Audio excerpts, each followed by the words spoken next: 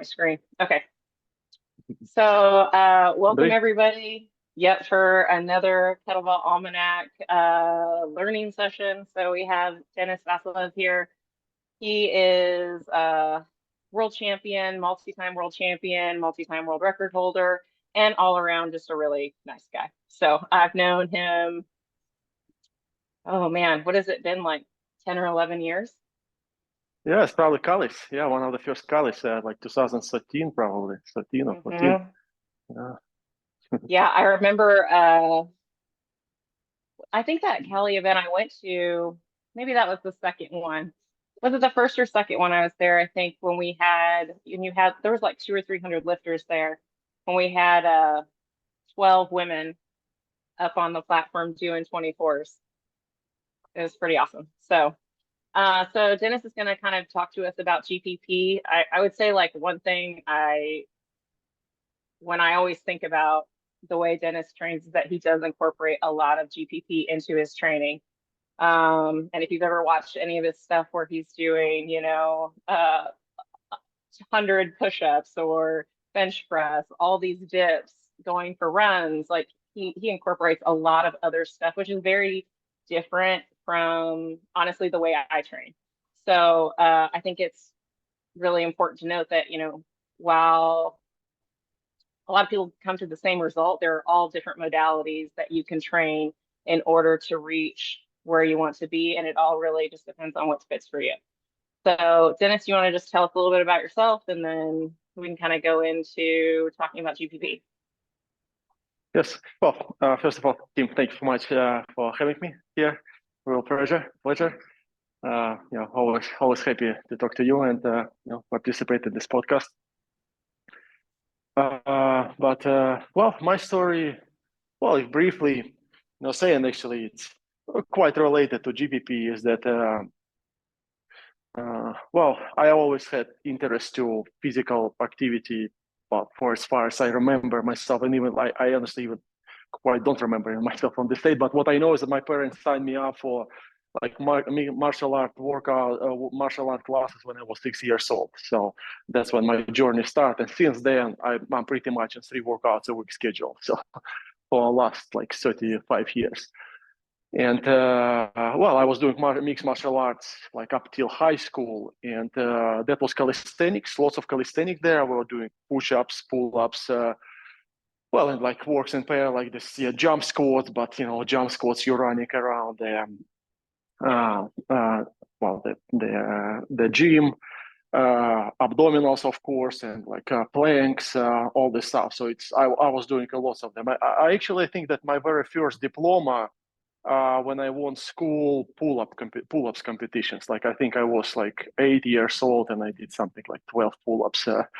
So I always like calisthenics from very beginning, and I still do a lot of it.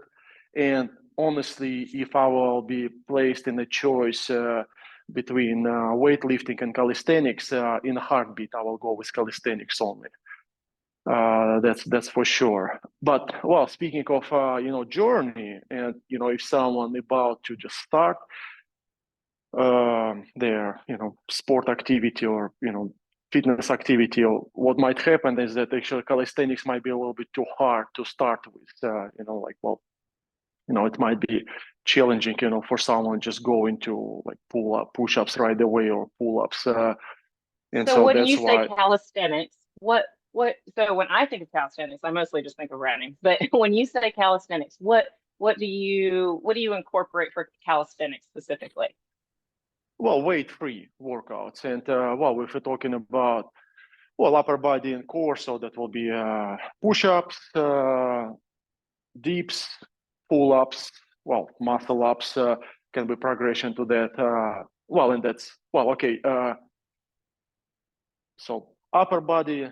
So we have pulling exercises, core exercises, roughly speaking, like 3 groups. And well, my favorite would be push-ups, push-ups, dips for upper body. Well, you can do one arm push-ups if you're really bored with push-ups and dips, but it most classic will be push-ups and dips. And then pulling exercises will be pull-ups, pull-ups, chin-ups. You can switch the grip. And then the actual kind of combination of that, logistic continuation, if you get really good at it, you can proceed to muscle ups. And then core exercises, probably the ones that I use the most is toes to bar. It's a great exercise. And then for lower body, that will be jump squats, just weight-free jump squats. And and that's what I do the most. But pistol squats is option. Also, doing one leg squats and lunges, also option for that. Well, alternative to jump squats can be box jumps. If you don't want to jump on the floor, you can jump on the box. So yeah, that's what I mean by calisthenics. I like how one of the first calisthenics that you mentioned is one-arm push-ups. Like we are all doing one-arm push-ups. Well, it's a Rocky stuff. Remember this Rocky too? Left, right. Well, it's again, you see, it's like if you do weightlifting, so your progression is you're adding weight on the barbell, right? On the barbell or heavier dumbbells or heavier kettlebells. But with calisthenics, well, that's how you progress. So let's say, even push-ups, let's say like pushing exercises. So progression can be, let's say, for starters, you do incline push-ups, right? So it's kind of like, easiest way. And I would say is that, you should stick with the incline push-ups till you will get a solid 20 reps. I would say, if you can handle solid 20 reps of incline push-ups, it basically means that you probably can drop on the floor and you can do sets of 5. And that's kind of a starter, so from this point, maybe you can start working on just a horizontal push-ups on the floor and, same story, building your way up to maybe 20 reps in a row. And once you get 20 push-ups on the floor, you probably will handle about 5 dips. Or you probably will handle maybe 5 one-arm push-ups, if you can do solid 20 push-ups, narrow grip. So probably you can do a few reps of one arm. And then, from there, you build up to the reps. And then, once you can do 20, then you can go to, I wouldn't claim it exactly as my invention because I most likely would get inspired also by someone else. System 100, that's Sergey Rachinsky introduced me to it, but he was doing this like a weightlifting System 100. So I kind of like transfer it to calisthenics as well. And it's I'm also, when I do push-ups or dips, I'm also building up to 100 reps. But it's not something that, let's say, you have 20 reps PR right now, and you're entering the 100 system, programming, and you're expecting to hit 100 within 3 months. So of course we cannot expect that much of a progress. I would say that, in a one good training cycle of a GPP, you can expect, maybe 20%, gain. So let's say, if you're on 20, maybe, if you're on 20 push-ups, it's your best. So by the end of the training cycle, you will gain 5 reps for sure, 25. Maybe, at this situation, you can gain maybe 10 reps. But of course, you will not, most likely will not double it in one training cycle. And you for sure will not multiply it by 5. So of course, it's a little bit longer journey. That's what's important to understand. That, like I'm in this, I told you I did it for 35 years. And, we maybe shouldn't plan it for that far. But, it might be a journey of maybe a couple of years, till you will, build up to 100 reps because you go, 20 reps PR and then a few months of preparation, and then hopefully you get 30, and then a few months of preparation, and then hopefully you get 40, and then so far and so forth. I mean, it's really very much like, for kettlebell training, you don't just come out and, people feel like when they first start that they're going to have like some really fast progressions. But when you're talking about doing 10 minutes, it may take you a year, 2 years to just add 2 or 3 repetitions to your 10-minute long cycle set, right? So you're doing all these trainings of, shorter intervals with higher reps, and, over that year that might add on one additional rep per minute, or maybe just a couple more reps per minute, or at the end of your 10-minute set. So when you're coming into figuring out what you're going to be doing for the day for your training cycle, how do you kind of decide like what type of GPP you are going to do? I mean, a lot of what you're doing is more long cycle. So how do you decide what GPP is going to best fit for that? How much you're going to do? How often? Mm-hmm. Yeah. So, well, first of all, about volume. So as many kettlebell workouts I have per week, as many GPPs I do per week. So, and well, I mean, 3 times per week training routine, well, through my whole career, pretty much. And so it's a 3 kettlebell workouts a week, meaning I do 3 GPPs. And it's actually quite exactly how I define these GPPs. I have, favorite exercises when I'm in long cycle, and I have favorite exercises, GPP exercise, when I'm in biathlon.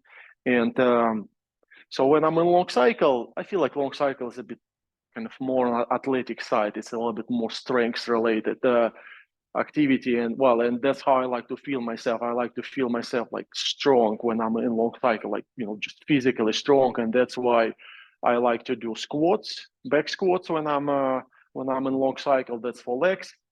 Well, it can be, squats or deadlift, but I'm sympathize more to squats. It's probably 2 kinds of people in the world, the ones who like deadlift more and the ones who like squats more, but I'm more of like a leg guy.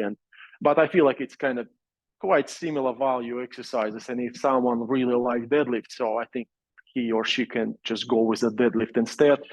But I'm doing squats. And for upper body, it's either, also something a little bit on the heavier like side. So it's either like, if it's calisthenics, it will be dips, or it will be a narrow grip bench press, or shoulder wide bench press. And most of the training cycles I'm doing high reps squats. So I'm building up towards 100 reps, and my goal is to, by competition time, if I'm competing with 32s, I want to make it to at least 145 pounds on the bar and manage 100 reps within 5 minutes. So that's kind of plan minimum for me to make sure that my legs ready to handle 10 minutes of a long cycle with 32s. And 145 pounds, that's 232 kilograms, right? It's about roughly like 64 kilograms. And that's GPP progression goes as long as kettlebell progression. So if I'm giving myself a 12 weeks, to get ready for this competition, so that's also 12 weeks long progression of a squats. And I'm starting with just empty bar, 45 pounds. With the lightest weight, I might not spend as much time as, at the end I will spend with 145, but maybe a couple workouts where I do, first set, maybe 40 reps, first workout, 40 reps, and then next will be maybe like, right away, like maybe 70 reps, and then next workout will be 100 reps, and then I will be adding 20 pounds to it and working with 65. And again, so what you're doing when you're getting ready to start the training cycle, you're starting out with very lightweight, which I know you do this also in your actual kettlebell training, and work your way up through to get to 32. But you're starting with lightweight. The goal is to get to 100 reps, whether that takes you 2 sets of 50 or whatever, 10 sets of 10. And then after a couple training sessions, then once you've reached that 100, then you're adding weight on, correct? Yeah. So basically, it's 10 to 20 pounds weight increase, goes from 45 to 145. And this weight increment, it also depends, how comfortable you feel with this weight, right? So, like I would say is that, from 45 to 105, I for sure will do 20 pounds increment, because it's fairly light. It's more about just to kind of get my muscles used to such high volume of reps, but it's not heavy really. But once I'm getting closer to 145, it's also the weight starts to feel serious. So I might stretch progression for a bit longer, where I will do 40 reps in 2 minutes, and then 3 rounds of 1 minute work, 1 minute rest of squats, and then 60 reps, and then 4 intervals. 1 minute work, 1 minute rest, and then 80 reps, and then 5 intervals of 1, and then 100 reps. So that will be kind of full size progression. And and I said that it's like, I feel like it's a plan minimum, and that's about like MS level, I would say. If you can do 100 reps with 145 pounds under 5 minutes. But then next goal, I would say that it's a level of like MSIC, kind of like close to the world champion level. If you can squat 100 reps with a barbell that is heavy as your body weight. So for me, it's 185. So if you can handle 100 squats with 185 pounds under 5 minutes, so that's pretty much a champ performance. And kind of, the absolute, ultimate goal, and that's based on facts. Well, Sergei Radchinsky, he's an inventor of this kind of records, but 100 kilograms for 100 reps under 5 minutes. And that's what Sergey did first. And then Ivan Denisov matched it actually with no problem. I think Ivan did even 100, like 20 kilograms in 5 minutes squat. Eduard Akhromenko was doing that. Also, he's managing in 5 minutes. Among new lifters, like Mafsar Suleimanov, I know that he did 100 reps. He's a champion of Russia now. Well, I did it once, but it's kind of like extreme ultimate level of performance. Yeah. But well, it's something refer to. What's the point of high rep squats? It's maybe not challenging enough mission, but well, here we go. That's how you can make it challenging. You must maintain in 5 minutes time frame. You cannot go slower than 20 reps a minute, and then you're just trying to increase the weight and see how heavy weight can you handle within this time frame. And that's the type of strength that you need for kettlebell sport. Well, we can call it a strength endurance. So you're not just handling weight, but you're going particular pace. And well, that's a safety boost as well, because if, let's say, you will give someone a goal to hit 100 reps, whatever it takes, it's like person will struggle with this barbell on his back for minutes, 10, 15 minutes, and posture get compromised, and that's how you can get hurt. But the fact that you have this time frame, it makes sure that you're handling the weight, because if you cannot handle 20 reps a minute, well, the rule is that you need to drop the weight or spend longer time on this weight. And I think that's the beauty of this programming, because it's a tough, but it's safe because of rules of the game, because of certain pace and time frame. I like it because it's really, it is really simple, and I think it's probably different than what a lot of people do, but it's very easy to kind of even program it for yourself to figure out where you need to be. If you're just like, okay, well, I'm just trying to get to 100 reps. And once I can do 100 reps, then I can go up in weight. So when you're doing your GPP, are you doing this on different days, same day as you're doing kettlebell? When do you decide like what you're going to do? Same days. I like to have, when it's a rest day, I like to have complete rest. So that's from very beginnings. I had the schedules that I'm going to the gym and I do everything that should be done. So it's warm up, and then I do bells, and then I do my GPP, and then I do my running, and then I do my stretching, and then I'm resting completely next day and not even coming to the gym. Well, I'm teaching classes, but I'm not touching anything. So it's the same day, but it's not a rule. It's not a mandatory, or it's not really the rule of my method. It's totally fine to split GPP and kettlebells and cardio to separate workouts, as long as you can do it 3 times a week.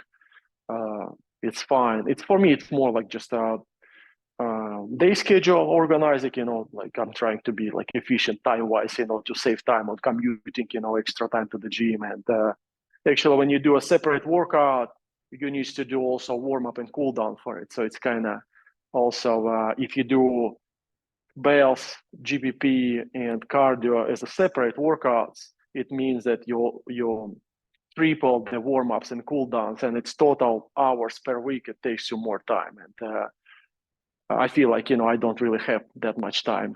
I'm trying to be efficient, but if someone comfortable with it and have this time, it's of course it's great. Even results might be better. Plus, now you have a baby, so you have even less time. Yeah. Do you have him at the gym quite a bit? Sorry, can you say it again? Do you have him at the gym quite a bit? Oh yeah, he's actually right now running around with all here. He's on 3 times a week schedule as well. Okay. Really, because he's not in daycare yet, and the way we organize it is that I'm having my workouts on Monday, Wednesday after class, and then all are coming with Johnny on Tuesday and Thursdays for her workout, and Johnny is around. He's we get double twos from Moses. He's deadlifting them. Well, I mean, it's kind of joke. He's of course not on the workout. He's 15 months old, but he kind of just for sure getting used to the gym atmosphere and running around. So I used to when Liam was really small. I can't do it now, but when he was really small, because he would be at the gym all the time, and so when I would do my calisthenics or my GPP, I would usually, like, if I was doing lunges, I would just put him on my shoulders, and then I would do like split squats or whatever, and that would be my weight. Yeah. So That's actually soon he'll be heavy enough that you can use them for GPP. Yeah. For pull-ups, for push-ups, yes. So do you vary? Because you do snatch too, and I mean you do jerks, but I mean obviously I do like long cycle the most. I agree, like it's the most physically intensive, I think, as far as cardio or endurance goes. When I switch back to long cycle from doing biathlon, like there's a definite difference in the amount of leg energy that I'm using when I'm doing long cycle versus just when I'm jerking. In jerk, usually it's, my triceps or my arms that are really slowing me down versus my legs. So do you do any different types of GPP specific for snatching or for jerking? Yeah, so when I'm in biathlon, that's jump squats for sure for legs, because I need this explosiveness in my quads. So as I've mentioned, long cycle, I feel like it's the slowest exercise of kettlebell sport. It's like, even, in my peak, I was going 10 reps a minute in long cycle. And, when you go kind of same effort, same class of result, it will be like 15 reps a minute. So it's way more, bumping, compared to long cycle. So it's way more quads related work. So that's why, it's the jump squats. And my goal when I'm in biathlon, by the time of competitions, to make it to 3 sets of 30 reps jump squats with 32 kilogram on my back. So weight progression here, or weight rules for me in jump squats is that, I want to use same weight kettlebell for jump squats as I'm using for jerk. So if jerk 24s, then I'm jumping with single 24 kilogram kettlebell on my back. If it's I was gonna say we do jump squats, but usually I do them with a bar. But you always do them with a kettlebell. Do you want to show people kind of like what you're focusing on when you're doing? Because I think jump squat is like probably like one of the best exercises, especially for your leg endurance, because it really gets that explosiveness in there that you're trying to achieve when you're jerking. And so if you want to just give them a little. Yes, and I right away, like before I will show, just wants to point a few things, and it's actually somehow it's just GPP get more I'll say, common and recognizable abbreviation, so we kind of just stick with it. But really, it will be correct to say it's a SPP, it's specialized physical preparation. And the difference is that specialized means that you do certain adjustments to known exercise for needs of your sport. And well, there's some debates about it. Hopefully we'll also have a bit time. Like I will also demonstrate the squats and push-ups that some people might, look, well, especially someone who's not in kettlebell sport, on the way I'm doing it, and then they might say, well, often actually it's, just curiosity, but sometimes even, some critique, although you're doing it wrong, but, it's important to understand why you're doing the exercise, right? And that's like even speaking of a jump squats. My goal here is I want to imitate or be close to a bump face with the bells, since I'm a kettlebell lifter, and that's what I, wants to improve my bump with kettlebells. And what makes a bump most effective is that when you have a complete leg extension at the top. Some lifters actually, when they're at their beginnings, they even might kick hard, but they never fully extend the leg. And that's cutting the effectivity of a bump. So it's really important to make sure that you fully extend your legs, so you kind of you're reaching the maximum amplitude of this bump this way. And so when I'm doing the jump squats, when people jerk but they don't extend all the way through, or they're just bending their knees but they're never extending all the way. It's like a Michael Jackson. Yeah. So for me, what I'm tracking is that I'm locking my knees at the top, and then once you lock in your knees, you don't really need to jump too far off the ground. So as long as you jump, even if it's a half inch, that's fine. Well, and then of course you don't want to roll on your toes, right? So you're taking off from your heels, and actually because it's the altitude is not the point, I'm pretty much landing on my heels as well. So, and I don't feel any, discomfort or danger in it. So, and this way, that's how I stop myself, well, avoiding rolling on the toes, So I'm taking off from the heel and I'm pretty much landing on the heel. Well, maybe it's outer edge of a foot, the small toe, but my feet is pretty flat on the ground. Okay, I'll do a few reps first.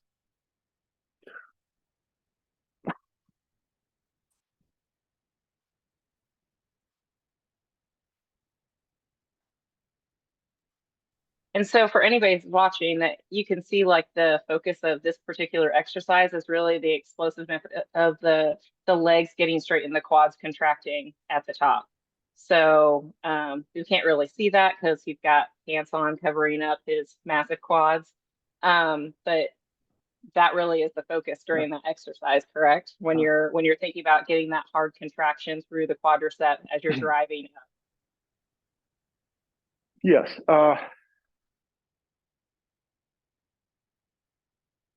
Well, quads contraction, yes. Well, and another thing also, what's important to, when you do jump squats, you shouldn't go too shallow. So the jumping phase starts about 45 degree, but we need this 45 degree below. Well, we start jump squats from the bottom, we finish them at the bottom. It's not a good idea to stop on the straight leg. So we need to smooth it out and absorb it. So you start from the position with the hip parallel to the ground, and then the first 45 degrees acceleration, your heels still on the ground. Well, but this acceleration helps you to take off, you push and you jump. And then when you land about 40 to 45 degree, incline of your hip. And then you need to kind of absorb and slow down to horizontal again. Well, and then you repeat it over and over again. So, to control it, I like to jump squat in front of the mirror. So when I jump, I kind of look for my hip, for my pelvis kind of go behind my knees, so once my pelvis behind my knees, I know that I've reached the bottom. So that's a good amplitude. So there was one question about how many exercises are you including in a GPP set? Are you doing squats and push-ups or, dips? Or are you just picking one particular exercise for that GPP focus in one training session? So my classic approach is I pick one exercise for lower body and one exercise for upper body. So let's say if I'm in biathlon preparation and I'm in jump squats, so jump squats will be only the exercise I'm doing for legs. And well, it's a 3 sets. So for jump squats, I also have a progression from 16s to 32s with 4 kilogram increment. And the number of workouts I do with which weight is like this. First workout is 3 sets of 15 reps. And then next workout is 2 sets of 20. And then 3 sets of 20. And then 2 sets of 30. And then 3 sets of 30. Once I get 3 sets of 30 with 16, I move to 20 kilogram and do the same thing. Once I did 3 sets of 30 with 20, move to 24, same thing, and then 28, and then 32. I've done, well, it's not a mandatory thing, but you can finish it up instead of 3 sets of 30 with 1 set of 50. And that will burn like a hell. But well, give some confidence to your quads. So you can try to do well. It's again my coach. I think Sergey Rachinsky. He was doing this thing 50 jump squats with 32. Yeah, that's quite that's quite a workout. Super fast. It will take you I don't know, probably within less than 2 minutes. But well, you need to get ready for it. So that will be lower body for well if I'm in long cycle and I'm doing back squats, well then, as I said, it's 2 types of workout. It's either intervals or high reps set. And if it's intervals, well, it's, at the beginning, 3 sets of 1 minute work, 1 minute rest. So I'm starting the timer. So it's total 5 minutes of work, right? I do 1 minute work, 1 minute rest, 3 rounds. That's all. That's all what I do for legs. And then next day will be a 60 rep set, which is 3 minutes. I start my timer for 3 minutes. I'm doing 60 reps and I'm done with it. And then for upper body, there was another question about, but you kind of already answered it. So they were asking if when you're picking your weight or using your competition weight. But you kind of said that you start out with lighter weight, and then as you achieve either this 100 reps or whatever goal that you've preset, that after that point, then you are slowly increasing the weight. For the jump squats, it's the 4 kilogram increases until you get up to 32. And so it may take you, 10 weeks before you are, up to 28 or whatever. Yeah. Well, well, with GPP, I actually, and that's important to mention, I've also reached the peak of my GPP, the toughest workout, final workout of a programming. Ideally, maybe 2 weeks, 10 days before competitions, so I will have time to kind of recover a little bit after that. I don't want to do my 100 reps of squats, with 145 day before competition, that's for sure. So it's I would say so that you organize your GPP the ways that you will get to the peak of it 15 to 10 days before competition. So then you kind of taper a little bit and last 10, 15 days kind of will be just maintaining on average, average loads. Moderate, not average, moderate loads. And, sorry, I interrupted you and you were about to talk about squats. Well, I also want to show a couple reps because, well, I just mentioned the technique for jump squat and then for back squats. Speaking of, specialized physical preparation and technique adjustments. So there's a few things, that I do, well, slightly differently, compared to classic, heavyweight low rep squats, and that's related to posture. And kind of one of the classic rules, I guess, in squats is that you never really relax the lower back. Right, so you kind of actually knees also, right? So they slightly engaged knees and fully engaged back, flexed completely. But well, and that makes complete sense when you do some like very serious weight for very few reps. Well, there's you usually don't rest between reps that much, right? Or even you're not really disengage the muscles. You keep muscles engaged even if you hold it for a few seconds. You still kind of keep muscles engaged. But when you go for 100 reps, well, it's a lot of reps, to keep muscles engaged. It's like a kettlebell sport, when you're doing a 10 minutes of long cycle, well, you don't want your muscles being engaged all the time. You want to have some reset. So that's why when I do squats, actually the toe fixation, I prefer to at least once a minute to have a lockout position where I'm locking my knees completely so I can relax my quads, and I also flatten my lumbar. So I kind of like from the side view, just have a completely straight line so I can relax my muscles, and catch my breath. So Yeah, so I mean that's really important during long cycle as well because there's only a couple really rest positions. So that you're allowing those muscles to refill with blood. It's just like if you were cycling. So when cyclists cycle, on that down drive, they're getting that quad to relax and allow full muscle refilling so that you can because there's not really any real rest when you're doing your 10-minute set. And so you've got to find places that you can get little tidbits of rest throughout the set, and you're not in tension the whole time. yeah, but well, of course, this relax. It's um, uh, relative relaxation, right? So it's basically it's about your ability to shift as much weight as you can from muscles to your frame. And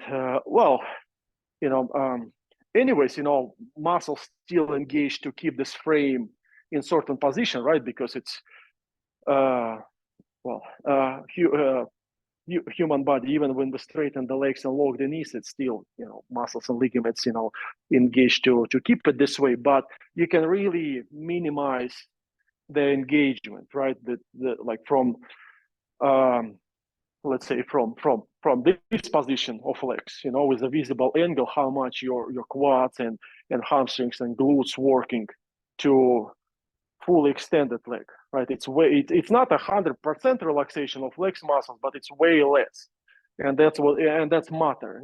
Even like 5% less, extra 5, another extra 5% less. That's what gives you feeling of a reset and relaxation in the rack. In the rack at the top, in long cycle. And so when you do this high rep squats, it's a little bit easier version of that. So when I'm locking my knees and I'm resting with this 145-pound bar on my back, of course I'm not absolutely 100% relaxed, but I'm somewhat practicing again to position my body the ways that the most of the weight goes through my bones and my frame, and I can relax certain muscles, like release my quads a bit, release my lower back a little, so then I will need it for a dynamic phase at the bottom. So it's all this constant switch of work and relaxation, or like flexion and relaxation. And we need to practice this ability because it's kind of not very natural at first. We're either like tense all the time or we completely relax all the time, and that's something that kettlebell lifters needs to perfect. The ability to very quickly switch through these phases. Quick explosion. You made the work, and then you catch a sweet moment to reset a little bit. And as better job you do, and not mistaken with it, well, it's overall, through the set, you feel, somewhat, better and have enough energy.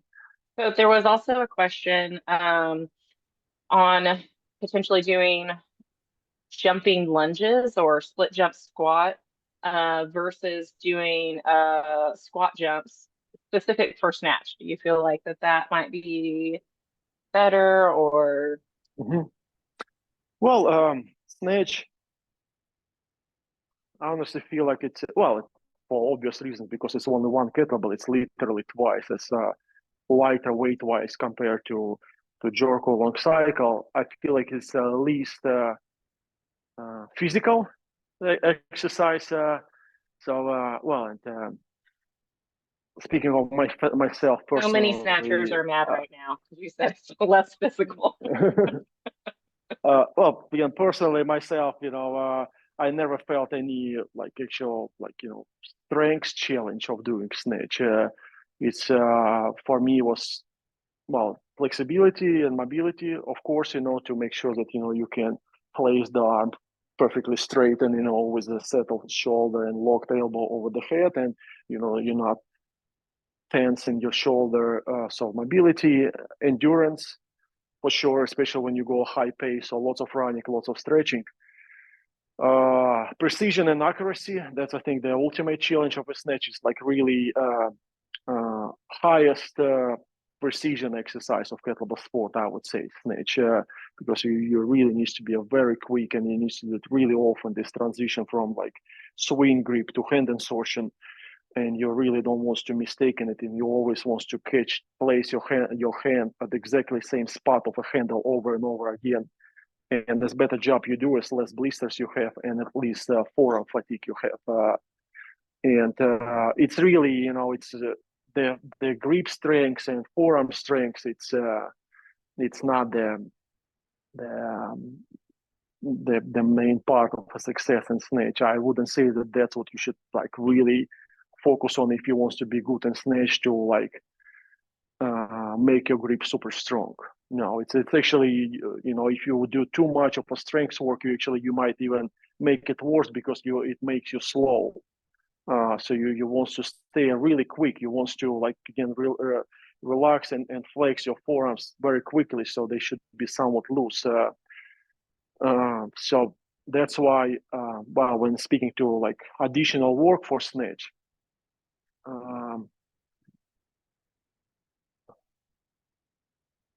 okay, how to put it correctly? Well, you see, like another important thing to mention, like, or me to say about myself and my method is that, yes, I'm a long cyclist in hard, but I'm through the year, I'm cruising through all three exercises. And actually, when I was in national team, yes, I was spending more time on long cycle, probably two-thirds of a time of a year in long cycle, and only maybe like one sort in biathlon. But right now, which means I retired from national team in 2016, like last 8 years, I'm pretty much 50-50 time wise, biathlon versus long cycle. And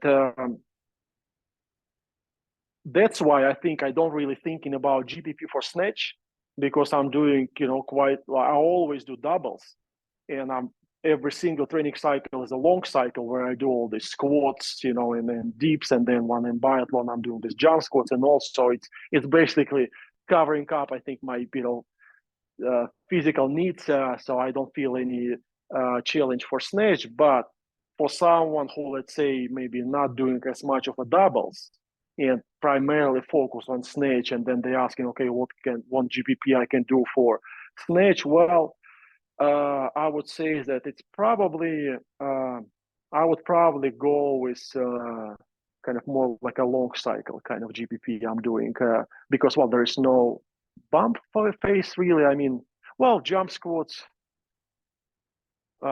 it's individual, right? It's like I'm kind of avoiding to claim just some only the way to go, because it really depends on the person. If someone really struggling like physically and going on like heavy kettlebell snatch, like if it's girl who's making her way to 24 kilogram, if she really feel like she wants to get stronger, that this bell kind of crushing her, well, yes, we need strong squats, we probably need a strong deadlift, and we need some, depends what's your preference, I said, but for sure either push-ups or dips or bench press. So just this classic, GPP that will make you strong. But then, it might be a situation, more specific kind of trouble that maybe person will feel strong, but maybe not quick enough. And then in this situation, I would say, okay, we probably should add some jump squats, because it's a bit more explosive movement.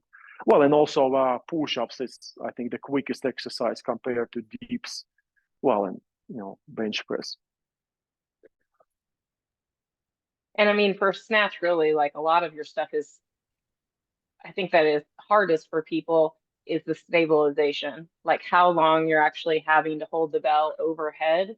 Because, you know, in long cycle, you're bringing it down to your chest. So you're getting some of that rest in there. And so, you know, training a lot of these stabilizing muscles to have the endurance to stay overhead for that long. And so I think like for push-ups and dips where you're having to stabilize your scapula to hold that weight, I think is really important, and a big benefit for people who are snatching.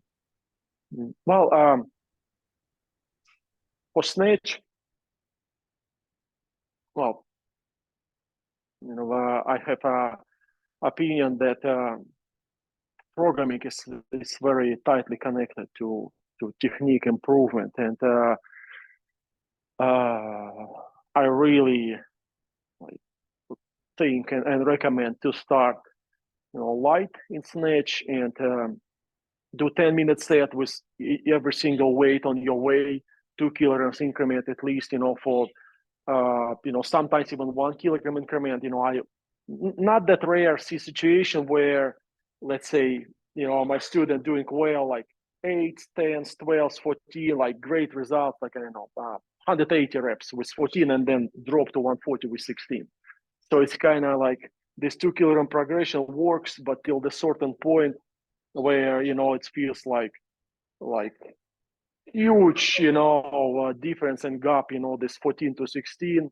So in this situation, it's fine to use 1 kilogram increment, and it can be a similar situation, maybe between like 18 and 20, or maybe 22, 24, even like starting from 20s, maybe even someone will need a 1 kilogram increment to kind of smooth out the progression. And then I honestly think that snatch probably shouldn't go slower than 15 reps a minute.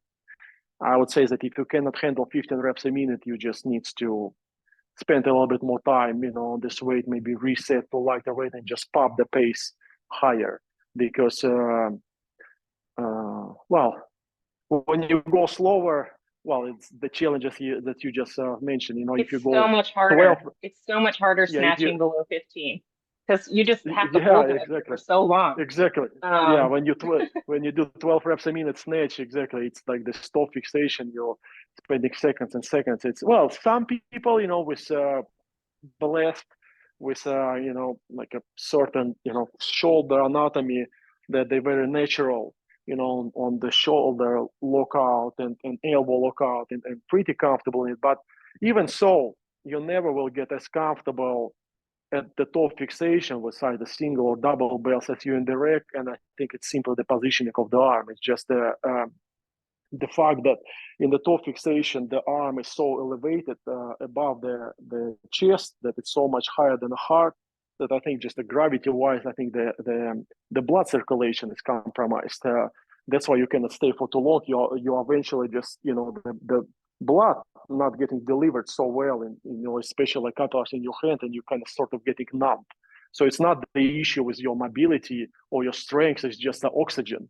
It's just not enough oxygen in your arms, and that's why you don't feel rested or good. You kind of like you're getting up, you kind of losing sense of this belt. You kind of like feel scared even to drop them because it's kind of stable and comfortable to stand, but you like stop sensing it that much. So that's why I wouldn't really count on improving your top fixation abilities at the top. No, I'd rather invest into increasing the pace and just do more reps, and have a little bit more action going in snatch. And well, I would put it into GPP side, swing and pull exercise for snatch. I think I like it the most, and actually I get introduced to it by Arkady Semyonov. And he's well, can you Nikolai show us an Kichima. He's example of what you're talking about? uh, yeah.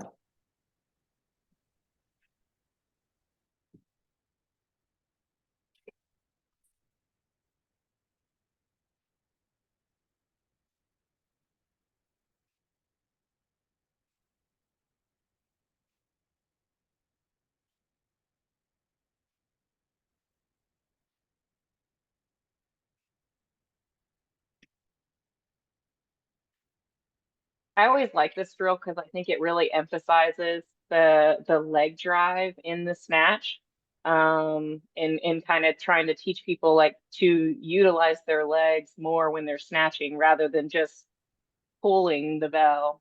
And so I do really like that drill. And I think it's great for grips, grip endurance without having to worry about tearing up your hands, especially at the end of a set when, your hands are already starting to get tender from so many snatches, like that part at the end. Yeah, I think it's brilliant. Really, it's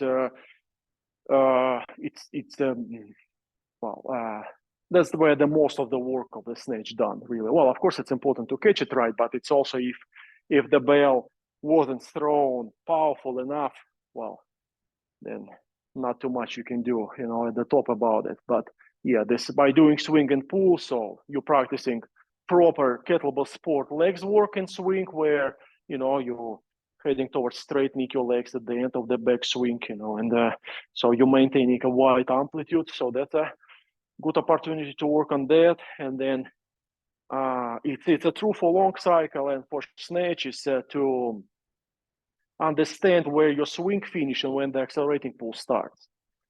Because when you don't know that, well, then you end up pulling too early, and that's not good. When you're pulling it right away from underneath, like from behind you or from underneath. So it's important to swing it, far enough so you can take the counterbalance position well, and then apply the quads work and then do actual pull. So you will check the box on that, doing a swing and pull. And then also because you're pulling it, releasing it, and catching it again. So you're practicing, you're practicing catching the bell properly, So it's to practice this exact grip position, and that's where also very, very important. So, well, and plus, well, the way I'm doing it, the goal is for swing and pull to get to 50 repetitions per arm, and well, at least from what I've told by Arkady, you need to go 8 kilogram plus your competition weight. So let's say for guys who's getting ready for 32 kilogram snatch, so you need to swing and pull 40 kilogram kettlebell, and you need to make it to 50 pulls in a row per arm, 50 right, 50 left. And well, that will be a good grip preparation as well, like speaking of like a grip endurance. But it will be the right one, because it's, if you do a farmer walks, or you do like a pull-up bar hangs, you see it's like a well, it's a static hold, and that's not exactly how kettlebell sport works, right? Because you grip and you release, and that's a different type of a skill. And so that's why I think it's, you whatever exercise you came up with, it should have this element of a grip and release. So swing and pull have that, because you release it a little bit, when you do it right, when you pull it high enough and grip again, so you have at least a little bit of a reset. And then when it comes to a grip preparation, okay, you want to tune up your grip strength. So, well, maybe not every gym have it, but the best is to have a rope, if you can climb a rope, or if you can do monkey bars. So like here, I can now in OKC, we get the rope, and the rope is also like kind of also similar works that when you climb the rope. So you're using your one arm pulling, another one is resting. So I would say that the grip wise is a great preparation. Well, and plus, if you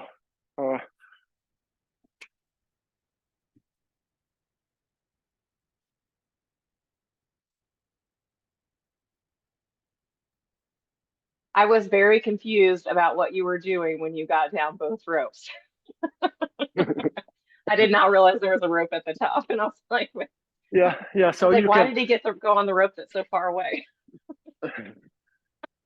So yeah, you're making from one end to another. So well, if you feel like you need to really tune up the grip strength, so I feel like that's probably one of the best exercises. So there was a question on here if you do any type of specific warm-up stuff or exercises, like for protective exercises, that you specifically go to, just prevent injury. Oh yes, for sure. And well, back extensions, pull downs. That's always I do it, not even thinking about it. It's a must do routine. Well, and it's just a back warm up, and it's quite a classic warm up, I think, for any weightlifting activity. Well, even even not weightlifting activity, it's back muscles should be warm and ready. So I do variations of a back extensions, and well, it's 2 to 3 rounds, and well, right now I'm in about like 20 reps per set. But I would say that if you're like not too confident about your back extensions or in general, your lower back strengths, well, glutes and hamstrings, we need to get 200 reps as well in a row in the back extension. So, well, it's in the back extension. Well, classic would be with the hands behind the head. Oh, sorry, with the hands behind the back. But actually, myself, I like to do it with a PVC pipe. I just this way I also can engage my my middle back and rhomboids for posture. So at the bottom, I'm holding the stick. And it's important to also use the full range amplitude. So at the bottom, I make sure that I'm reaching the bottom and that I'm hanging completely, torso completely vertical. I even kind of like to relax here a bit for a second, and then nice and slow, go to the top fixation. Legs straighten, knees locked.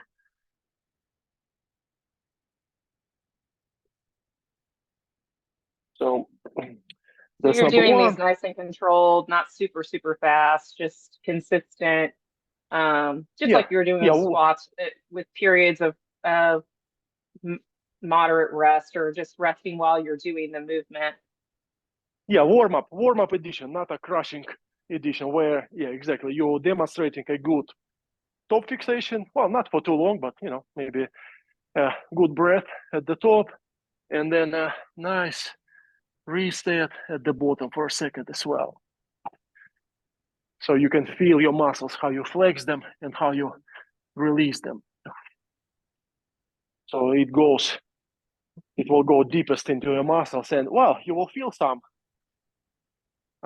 maybe even a slight pump or fatigue in it, but it will not go as deep. By the time you'll make it to the platform for bells, it will Is not. there another option? I think for people that don't have an actual back extension machine or setup, I have done these before on a ball where I just like hook my feet underneath a rack or something, so I can still get, you don't get as much extension, but is there some other options for doing something like that if you don't have a back extension machine? Well, you can do a deadlift with kettlebell, with a light kettlebell. That will be a simple option. And then you, either deadlift or good morning with kettlebell, right? Well, difference is, deadlift will be with a kettlebell, at the bottom, and good mornings with a kettlebell on your back. And then, it's kind of more on a rehab side exercises where, and I can send a link later, or guys can reach out to me with my YouTube channel, the whole routine. But it's basically kind of a smooth progression where you started with elevation of your arms first, and you do 10 of them, and then you do elevation of a straight legs, 10 of them, and then you do alternate elevation of right arm, left leg, and then you switch and you do left arm and right leg, and then you can go simultaneously arms and legs, 10, and you can finish it up with a 10-second static hold. And that will for sure hit up all the muscles behind you. It will be delts and upper back, middle back, lower back, glutes, hamstrings. So that works pretty cool also. Actually, that's a great routine for someone who have just some, aches and discomfort in the back, in the lower back. You can do it just at home. Even it's just a good rehab exercise, just a back health exercise. So we're coming to the end of our hour. Is there anything else specifically that you feel like is super important for everybody to know? Yes. Just give us that one thing that will make you a champion. So there's like that one exercise, that we don't know about. If one thing I can summarize everything by one word: consistency. Really, it's maybe a little bit too broad, but it's really you apply it to every single set, and like if GPP consistent, make sure that you're doing it really, because it's kind of secondary priority, what exactly you do. You just do it, honestly. If you're speaking about any particular topic of a training routine, like lifting technique, kettlebell routine, GPP routine, mobility routine, running routine, like right now, where I'm standing now, having 25 years experience of kettlebell sport myself, of my own lifting, and 15 years of coaching. The number one reason of a failure, and failure, I mean, literal failure when you just cannot do the set at all, or when you cannot reach the goals you aim for, is inconsistency. Just majority of people, they just simply cannot do this 3 workouts a week, whatever workouts is that. So that's why, my first advice, and that will secure you a really decent position, that you'll be happy with. Just make sure that you show up in the gym 3 times a week. You can think later what you will do there exactly, and which exercise you will pick, as your GPP exercise, but you make sure that you're there. And then, it's also obvious thing, that, you want to stay safe, right? So of course you don't want to do any exercise, that will hurt you.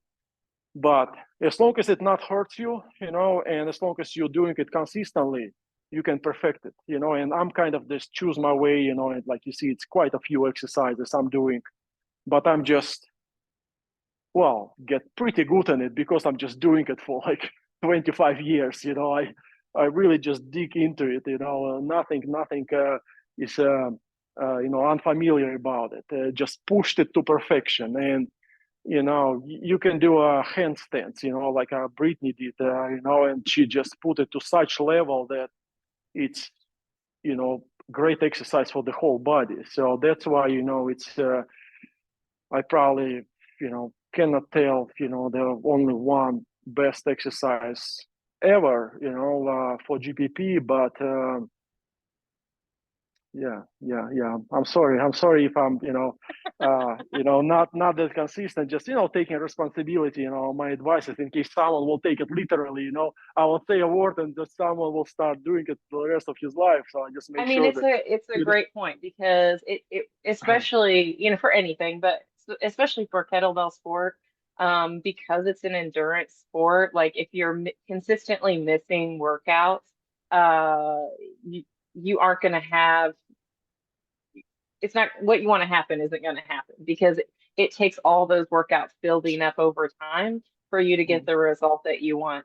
And so when people are, training, you give them a program and they're only training 1 or 2 days out of the week, you really have to like pin down like when you're going to be at the gym, and set that time aside for yourself to do those trainings, or else you're just not going to get out of it what you want. And if you're just doing it just for fun, then that's cool too. But if you're really wanting to progress, you have to be consistent. Like, Dennis, I wanted to say thank you for coming on and doing this. Everybody that comes on here and teaches, they just do it out of goodwill and to kind of share all the stuff about kettlebell sport. And so I really appreciate you taking the time out of your day. If anybody is looking for a coach, Dennis is an amazing coach. He does online and in person. His gym is in California. If you live locally at Orange Kettlebell Club, but he also does online training. So where could people reach out to get in touch with you if they're interested in doing online training or in-person training with you? All social media, Instagram, Messenger, I'm always there consistently, and via my website as well. It's Denis Vasilev, kettlebell.com. And I'll actually go in and share that link in the comments for everyone. So, Kim, yes. actually, you know what? One exercise for GPP, I will say running. Oh, running. it's the one I don't like. Yep. Actually, this year I made a goal that I was going to do a mile every day. And so far now some of the days I've done extra miles because like I was on vacation and we were walking a lot of miles, but I wasn't counting those as my run. So right now I'm on track to have, basically 1 mile completed for every day of the year. Yeah. So you should be proud of me because I hate running. Well, you know what? You just also, if I may, make sure that you're not pushing yourself too hard. Make sure that it's not getting bitter. Because I would say, 3 times a week, same rules again. If you're trying to do it, maybe every day. I don't know. It's like myself. Sometimes it doesn't happen every day. The goal is just to have 365 miles completed at the end of the year. So some days I do 2 miles. Some days it's only a mile. Some days I'm not running the whole thing. Some days I'm doing sprints, but it's just like cumulative. It was Jake's New Year's resolution was to do this mile thing, and then he quit on me like the first month in. So now I'm just by myself, this mile every day. Kim, I'm not making 7 miles a week. No, my run routine 3 times a week, and I'm doing like in metric system 4K, 5K, 3K, which in miles is 3.1 miles, 2.9, and 2.4 and 1.9, which gives 4, 5, almost. That's almost 7 miles. Okay. Yeah, I think it's pretty much exactly. 1.9, 4, 5. Yeah, and 8 miles, almost 8 miles. Okay, 7.8 miles. Okay, 7.8. Yeah, on average. All right. Yeah. Well, okay. Yeah, that's actually that's a good distance. All right. Well, Dennis, it was really nice talking to you. I definitely need to make it back out to California. Again, it just gets so hard with travel to try and get everywhere. But so it was really great talk. I think everybody really appreciated all the information you put out. So thank you again, and I hope you have a really nice Sunday. Thank you very much, Kim. Yeah, always a pleasure. Yeah, thanks so much for watching, guys. All right. See you later. See you later.